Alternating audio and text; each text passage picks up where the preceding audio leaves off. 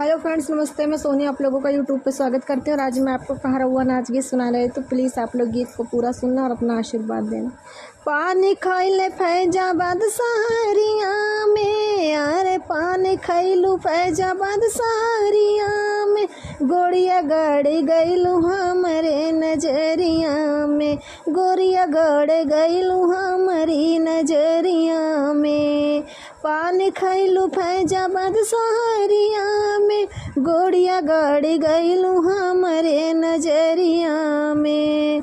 आँखों में कजरा सोहे, नाक में नथुनिया, आँखों में कजरा सोहे, नाक में नथुनिया। छम छम छम के तोहरे पाँव की पैजनिया, छम छमी बाजे तोहरे पाँव पैजनिया। जादू बाटे तोहरे चटक चुनरिया में, जादू बाटे तोहरे चटक चुनरिया में।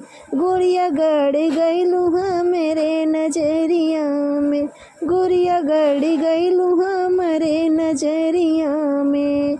पानी खैलू फैजाबाद सहरिया में, गोरिया गड़ गईलू हमरे नजरिया में।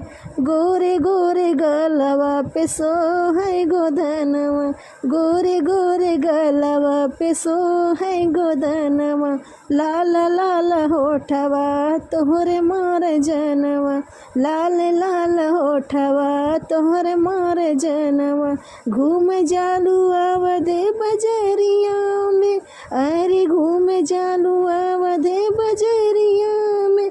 गोरिया गड़ गईलू हमरे नजरिया में, गोरिया गड़ गईलू हमरे नजरिया में।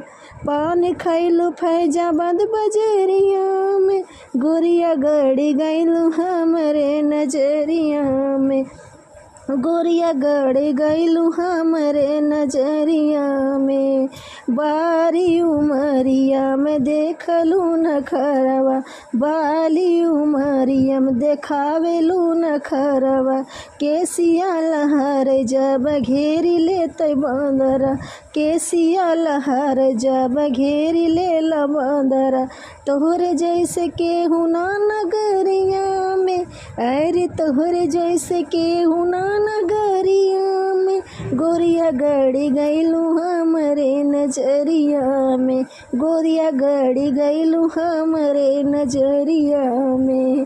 पान खैलू फैजाबाद सहरिया में, गोरिया गड़ गईलू हमरे नजरिया में, गोरिया गड़ गईलू हमरे नजरिया में।